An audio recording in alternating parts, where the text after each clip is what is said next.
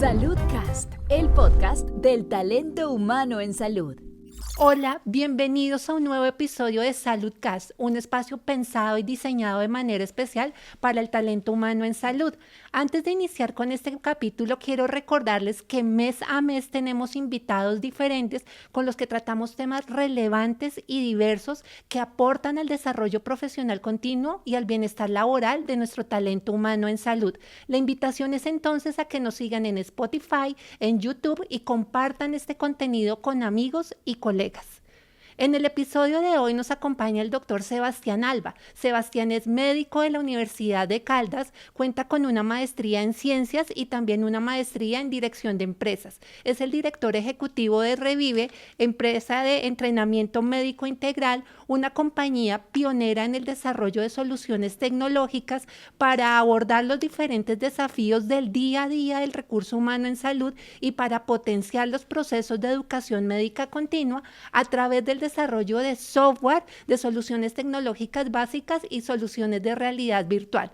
Con el doctor Alba estaremos discutiendo cómo las tecnologías inmersivas vienen transformando el mundo de la educación médica y revolucionando el entrenamiento quirúrgico. Doctor Sebastián, muchas gracias por aceptar la invitación y bienvenido a Saludcast. Bueno, doctora Cecilia, muchas gracias por la invitación. La verdad que es un honor para mí estar aquí en este podcast de SCARE y bueno, esperemos que disfrutemos este momento y que podamos hablar un poco de lo que venimos haciendo. Claro que sí, así será, Sebastián. Para empezar nuestra conversación, cuéntanos un poco qué es eso de tecnologías inmersivas. Bueno, es en realidad un camino amplio en donde puedes utilizar diferentes escenarios, ¿cierto? Puedes utilizar, por ejemplo, realidad virtual. Y en la realidad virtual podemos tener diferentes escenarios como realidad aumentada, que son estructuras con las que puedes interactuar teniendo un celular, no necesitas propiamente unas gafas, pero pues vas a ver como unos elementos que no existen, pero que están en render en 3D y que puedes interactuar con ellos para conocerlos o poder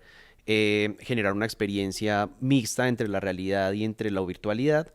Está el XR, que ya utilizas gafas, que con esto ya, por ejemplo, lo que te mostraba hace un momento, lo que hacemos en planeación quirúrgica, esos XR en donde tienes unos modelos render en las gafas, pero tienes una interacción externa para poder medir unas prótesis y demás. Puedes tener video 360, pero entonces todo eso lo que lleva es a que el profesional o la persona que está viviendo la experiencia pues esté 100% inmerso en esa experiencia que está viviendo y lo que trae muchísimas ventajas para la educación en medicina, entre ellas la atención, ¿cierto? Y es, yo le quito a la persona cuando lo tengo en una experiencia inmersiva la distracción en el aprendizaje. Entonces, cuando tú estás en una aula de clases, en una universidad, en un pregrado, en un posgrado, pues hay muchos elementos que nos distraen, ¿cierto? El celular principalmente, ¿cierto? Nos suena una notificación, inmediatamente tenemos que ir a ver qué está pasando, alguien habla, pasa un pajarito, lo que sea, nos distrae. Pero cuando estás con estos dispositivos, tu atención está 100% ahí, entonces eso tiene una ventaja muy grande que seguramente la estaremos hablando. Entonces, esas experiencias inmersivas tienen que ver con esos elementos que traemos, evocamos, de pronto que renderizamos o que grabamos, y los traemos a un momento en donde tú puedes vivirlo como si estuvieras ahí. Y eso es fundamental para nosotros en entrenamiento médico, el poder revivir una experiencia tal cual como se ejecutó en el momento en que se capturó. A propósito de eso que estás mencionando de revivir una experiencia, ¿cómo describirías la experiencia inmersiva que ofrece la realidad virtual cuando estamos hablando de entrenamiento quirúrgico? Yo creo que yo identifico una oportunidad y una necesidad en el proceso de aprendizaje en cirugía, tanto para los escenarios de pregrado en medicina, como para los residentes e incluso los mismos cirujanos. Tú sabes que en medicina nunca dejamos de aprender, ¿bien? Tú lo recuerdas, cuando rotaste por cirugía, nunca viste nada. Cuando tú estás rotando por cirugía como estudiante en el pregrado, tú te paras en un sitio que no te favorece la visión, porque pues obviamente los que tienen que ver son los que están operando. Tú te paras ahí en una cirugía de 2-3 horas, perdiste 2-3 horas. La conversación en un momento quirúrgico no es académica. ¿De qué se habla en una cirugía? De la vida, de cualquier cosa, ¿cierto? De la noticia del momento, del clima, de lo que sea, de la música que está sonando, que Karol G, que no sé quién, ¿cierto? Entonces, el escenario quirúrgico real, en vivo, no es un escenario académico propiamente. Pero las universidades asumen un costo demasiado alto para enviar sus estudiantes a que estén en esos quirófanos. No aprovechan ese espacio, ¿bien? Entonces, cuando tú capturas esos momentos en realidad virtual y tú pones a un estudiante a repasar o a estudiar a través de la realidad virtual, ahí tú sí tienes una visión completamente distinta porque ves lo que está haciendo el cirujano, ¿cierto? Y de hecho, cuando estamos grabando o estamos capturando esos momentos, pues sí se vuelve un escenario muy académico porque el cirujano está explicando incluso el paso a paso de lo que se está haciendo allí. Y ahí utilizamos dos técnicas. Una es en la cirugía real, tal cual en un paciente. Obviamente hay unos temas éticos que detrás manejamos y unos permisos que manejamos con los pacientes que nos autoricen poder capturar esos elementos. Y hay otro que hacemos en Cadaver Lab, ¿bien? Para poder revivir esos momentos quirúrgicos. Entonces llevamos como a la práctica esos momentos inmersivos para que los estudiantes, los residentes y los mismos cirujanos puedan revivir ese momento quirúrgico. Y para finalizarte con la pregunta que haces, para nosotros cobra mucha importancia porque ustedes saben que hay procedimientos que no son frecuentes, ¿cierto? Entonces yo puedo tener, por ejemplo, el mejor cirujano de hombro del país o de Latinoamérica. Y llega una cirugía que él va a operar y muy seguramente va a tener un residente o dos ahí, un ayudante, un segundo ayudante que van a ver ese procedimiento quirúrgico, pero la cirugía muere en sí misma en ese momento cuando se termina, ¿cierto? Entonces fue un conocimiento y fue una información muy valiosa que se vivió en ese momento quirúrgico, que simplemente el beneficiado va a ser el paciente y los dos residentes o el residente que estuvo en presencia de ese momento. Entonces lo que nos permite a nosotros esta tecnología es inmortalizar el momento quirúrgico. Bien, y eso es súper importante porque tú sabes que la medicina se aprende repitiendo y viendo. Bien, nosotros aprendemos medicina por modelación. Yo veo al profe que hace y aprendo del profe. Al punto que muchas veces ni siquiera sabemos de dónde está el fundamento de lo que el profe dijo, pero confiamos tanto que decimos, el profe dijo que se hacía así.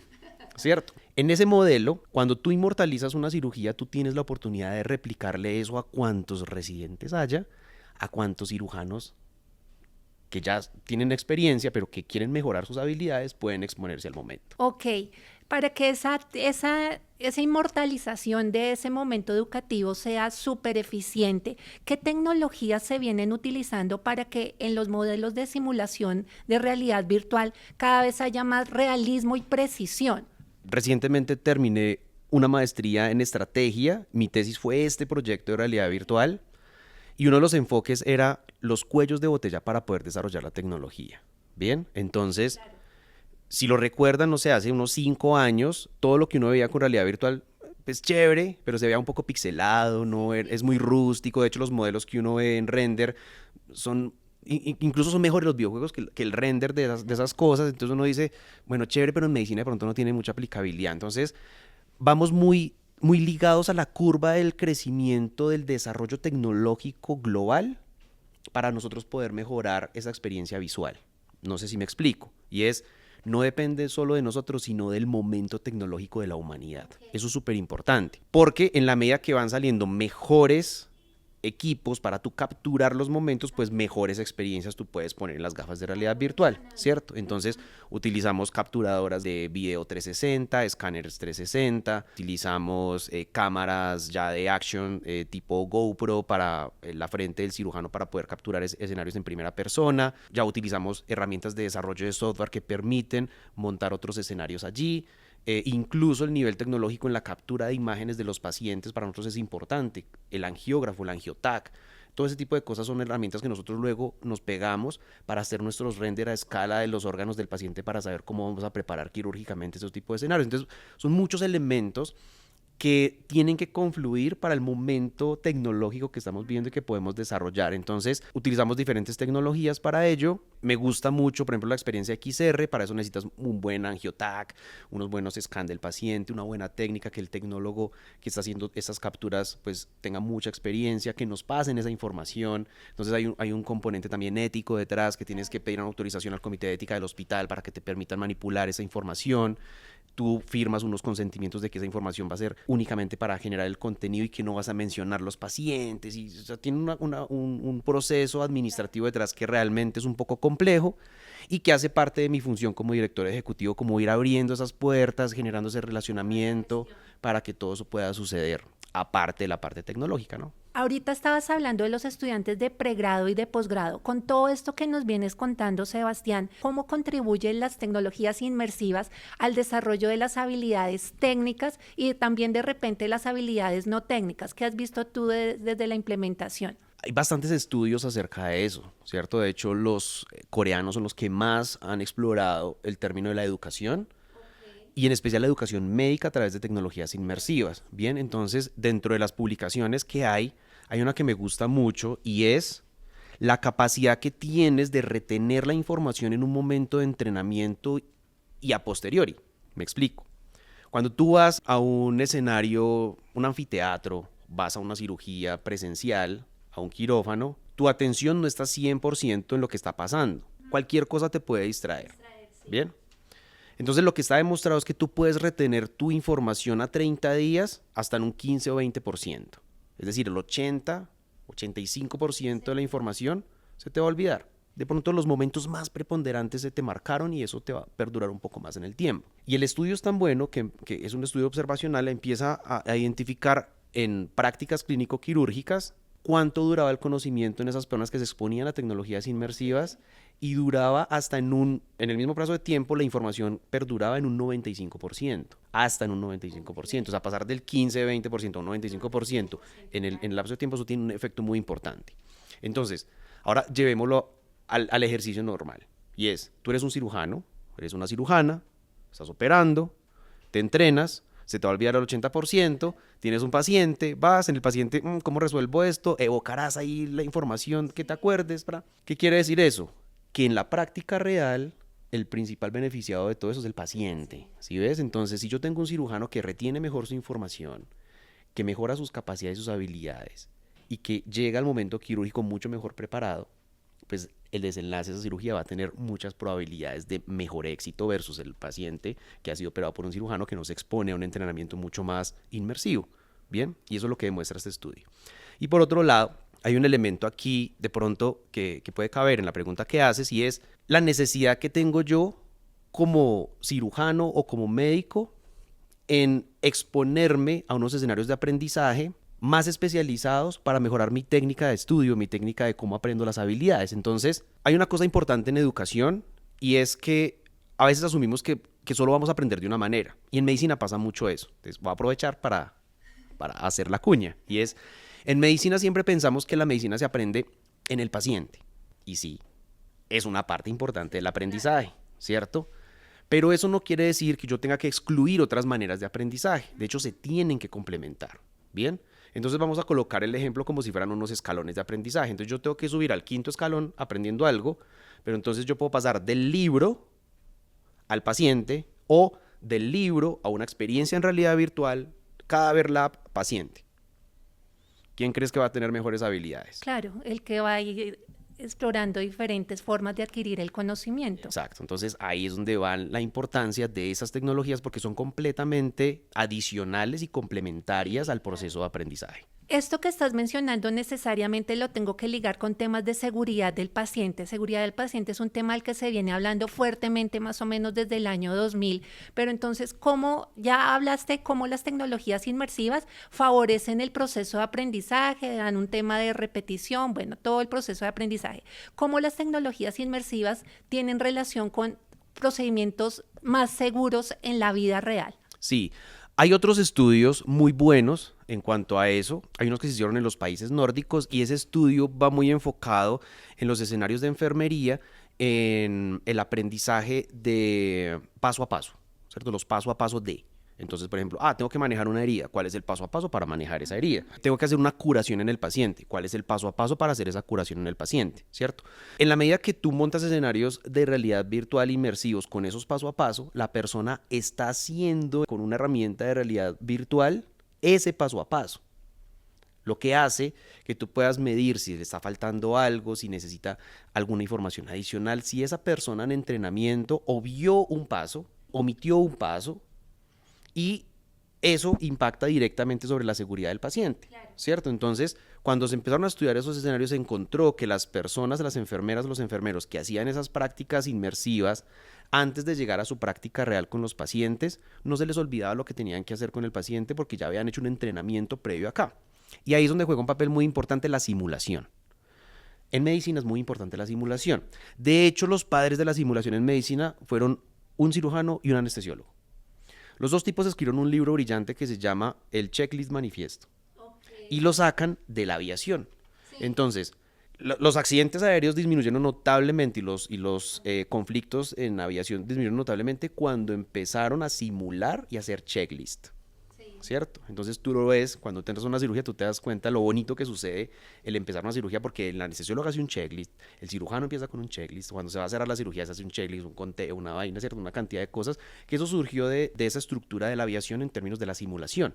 Entonces, cuando tú simulas y simulas los elementos, los escenarios, los procesos, los procedimientos, cuando te enfrentas ante un paciente, tienes ya ese cerebro entrenado en ese paso a paso. Entonces eso impacta, ni siquiera indirectamente, directamente en la calidad de la atención y la seguridad del paciente.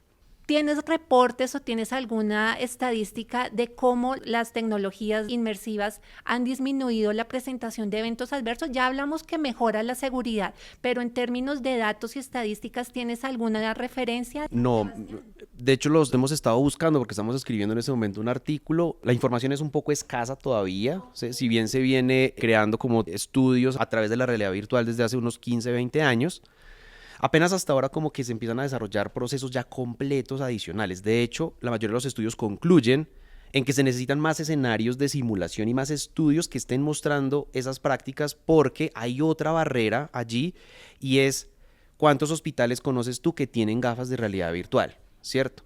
Entonces, casi que se va a escenarios muy sesgados en donde la industria farmacéutica desarrolla un render para un procedimiento de ellos, entonces van, se los llevan al hospital, entrenan en algo muy específico, lo pueden documentar, pero hay muy poca información al respecto, que digamos que las recomendaciones que dan la mayoría de los estudios es que ojalá los hospitales adquirieran las tecnologías y empezaran regularmente a hacer ese tipo de procedimientos para poder documentar esos datos que tú estás diciendo, ¿cierto? Son datos importantes, poder calcular y medir cómo es el impacto de la seguridad del paciente en las experiencias inmersivas. Entonces, creo que ahí vamos.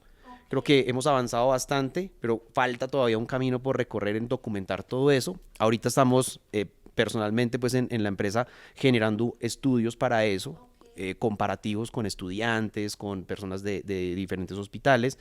Estamos adelantando pues uno en Medellín, estamos haciendo otro en Santiago de Chile, analizando esos datos para documentarlos, y pues seguramente cuando los tengamos se los estaremos compartiendo. Sebastián, ya nos estamos aproximando al final de este capítulo. ¿Por qué no les cuentas un poquito a nuestra audiencia la experiencia que yo tuve ahorita con las gafas? Cuéntanos en qué consiste lo que me enseñaste antes de que empezáramos la grabación. Como te mencionaba al principio, hay como diferentes métodos o herramientas que puedo utilizar a través de estas tecnologías. La que te mostré es una experiencia XR, es decir, interactúo con modelos renderizados en un entorno real. Como pueden ver, estas gafas tienen unas cámaras adelante. Estas cámaras lo que hacen es capturar el entorno. Entonces tú vas a ver el entorno a través de unas cámaras acá en tus gafas, lo que hace que tengas una percepción real de tu entorno como tal, y sobre la experiencia que tienes allí de esas cámaras se monta un render en realidad virtual, ¿cierto? Entonces tú te ves ahí moviendo las manos, que no tienes ningún objeto y se ve muy curioso, pues muy raro, pero en esa experiencia XR desarrollamos un modelo para planeación quirúrgica en cirugía vascular. También lo hacemos en ortopedia o en cualquier elemento que necesitemos, prótesis o cosas que tengamos que medir en la anatomía del paciente. En la mayoría de los procedimientos se puede utilizar, pero específicamente en la que te mostré ahorita, que es de cirugía vascular, la desarrollamos en Chile, en el Hospital de Ipreca. Muchas gracias al Hospital de Ipreca porque realmente se han comportado súper bien en este proyecto para poderlo sacar adelante. Y ahí lo que hicimos fue, del scan del paciente, nosotros traemos esas imágenes con un software de inteligencia artificial, convertimos ese scan en una pieza 3D a escala del paciente, es decir, es igual al paciente, para poder planear cómo va a ser el procedimiento quirúrgico, por dónde se va a acceder. En este caso pues era un aneurisma de la aorta, entonces hay que poner una prótesis como la que tengo aquí. El paciente hay que poner una prótesis como esta, y si ven, la prótesis aquí tiene una alteración. Bien, muy seguramente aquí sale un tronco arterial, pero que si no lo hago, pues cuando pongo la prótesis se va a tapar ese tronco arterial, es decir, van a haber unas estructuras que no van a recibir circulación. Entonces los cirujanos llaman a este procedimiento una fenestración. Hay que fenestrar la prótesis para que por acá yo pueda conectar las otras estructuras arteriales que van a salir de la aorta. Bien, no se queden esas estructuras sin circulación. Entonces hacer eso es muy importante porque hay que medir, hay que saber en qué punto exacto de la prótesis se tiene que romper. Entonces en el modelo que hicimos nosotros a escala del paciente, tú pones la prótesis y ya sabes exactamente dónde tienes que marcar y tienes que romper para poderlo hacer. Y eso mejora notablemente el acceso de la prótesis en el procedimiento quirúrgico y la percepción en 3D del cirujano al momento que accede a esa cirugía. Obviamente una cosa es contar, otra cosa es cuando te pones las gafas y lo ves y coges la aorta, la puedes mover, ves por dónde salen las ramificaciones, ¿cierto? Las renales, la epigástrica y demás. Lo coges con las prótesis que tengo también en render para que tú puedas medir cuál es la de mejor tamaño, lo que te permite incluso planear mejor, saber cuál es la prótesis que mejor se va a acomodar a ese paciente de acuerdo al tamaño de su aorta o demás. Y por otro lado, pues te va a permitir que ese paciente tenga una mejor planeación, ¿cierto? Entonces, y es muy bonito porque es un elemento que utilizas dentro de un procedimiento quirúrgico. O sea, es ver a un cirujano en medio de la cirugía con sus guantes estériles, que le ponemos las gafas y él, porque eso es estéril, la prótesis tiene que ir estéril y demás, ellos la sacan de la funda, eso trae una funda que se la quitamos, eso viene empacado como en un pitillito, entonces saca un poquito de la prótesis, mide, sabe dónde tiene que fenestrar y fenestra, y inmediatamente continúa la cirugía. Entonces es como esas herramientas que le pones a los cirujanos para que puedan trabajar en su día a día, en este caso a los vasculares. En los otros escenarios que trabajamos es en educación, ¿cierto? Entonces en educación le hacemos un render 360 de un momento quirúrgico, utilizamos diferentes equipos, diferentes cámaras para capturar esos escenarios, luego los montamos en herramientas como Unity o Unreal para poder generar como esa interacción de los estudiantes o los mismos cirujanos, los mismos médicos en ese procedimiento quirúrgico como tal. Ahorita te mostraré en una cirugía cómo tú te puedes estar ahí como si fueras el cirujano viendo todo el procedimiento, el tiempo que quieras verlo y las veces que lo quieras repetir. Ese es como otro escenario. Y adicionalmente hacemos esos escenarios de 360, les ponemos como interacciones para hacer paso a paso. Entonces hicimos otra cirugía en Chile de un paciente con pie diabético. Los pacientes con pie diabético pues tienen un problema muy grande y es que generan esas úlceras, esas lesiones por el daño que tienen vascular. Entonces los cirujanos vasculares reperfunden la extremidad, pero el paciente queda con una lesión en su piel y en su pierna pues que podría incluso llevarlo a la amputación. Entonces el procedimiento que grabamos es, además innovador también, porque es una impresión en 3D del tejido graso del paciente para generar un injerto del mismo tamaño, de la misma profundidad de la herida. Es una técnica que se está estudiando incluso, se desarrolló en Corea, y ahí teníamos que capturar el paso a paso de cómo se tenía que hacer todo, porque pues hay una impresora 3D en el quirófano que está estéril, tengo que hacer una liposucción en el paciente para sacar su grasa, tengo que saber cuánto tengo que extraer de grasa del paciente, tengo que hacer un procedimiento, el cirujano tiene que hacer todo ese paso a paso, entonces son, no sé, unos 50 pasos.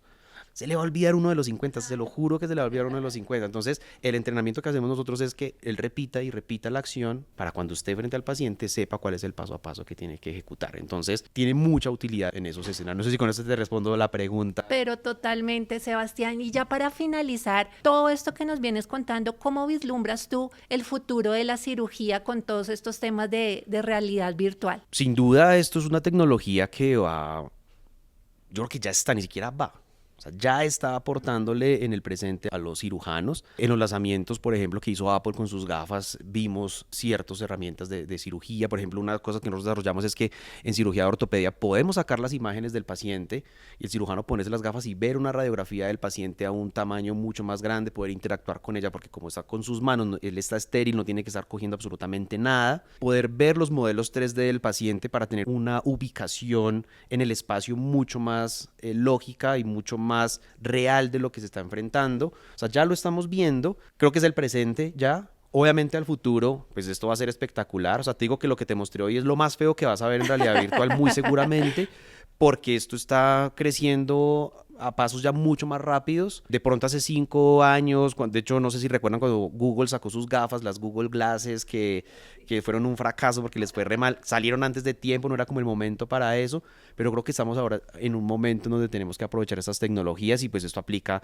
para anestesia, para cirugía, para procedimientos del día a día. Imagínate tú ver una experiencia en realidad virtual de cómo funciona, no sé, el mecanismo de acción de un medicamento. Claro. Cuando te tocó entenderlo solo leyéndolo y tú haciéndote imágenes mentales de cómo entendías el ciclo de Krebs, Dios, que tú puedas entender el ciclo de Krebs viéndolo a través de esas tecnologías con modelos, pues va a hacer que tu proceso de aprendizaje sea muchísimo mejor.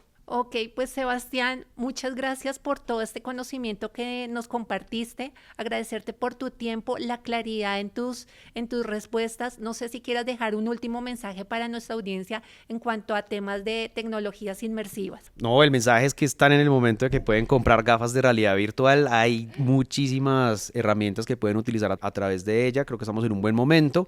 Creo que hace como 15 años que no teníamos todos celulares y que era raro que alguien tuviera un celular. De hecho, era exótico que alguien tuviera un celular.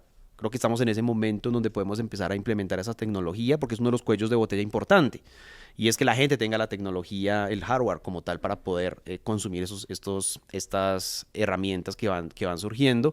Y por otro lado, que me sorprende bastante, es que las personas que más me han apoyado en estas cosas para crear contenido son los profes de los profes, o sea, personas ya incluso hasta jubiladas que dicen, hay que entrarle a esto, hay que hacerle a esto.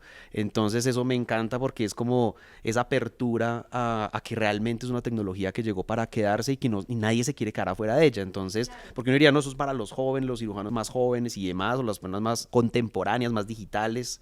Y no, vemos que incluso los profes de nosotros están alucinando con esto y les encanta. Es que es espectacular. Y de pronto un mensaje para los cirujanos y los profes que tienen bastante experiencia, que estén abiertos a poder grabarlos, a poder capturar esos momentos de experiencia que puedan inmortalizar allí para que pues nosotros y los demás cirujanos que estamos en crecimiento pues podamos aprender muchísimo más. Vale, Sebastián, pues muchas gracias. A ustedes, muchas gracias por elegirnos. Recuerden que para la Sociedad Colombiana de Anestesiología y Reanimación, SCARE, y para el FEPASDE, es muy importante que el talento humano en salud esté permanentemente actualizado. Un abrazo y hasta una próxima oportunidad. Saludcast, el podcast del talento humano en salud.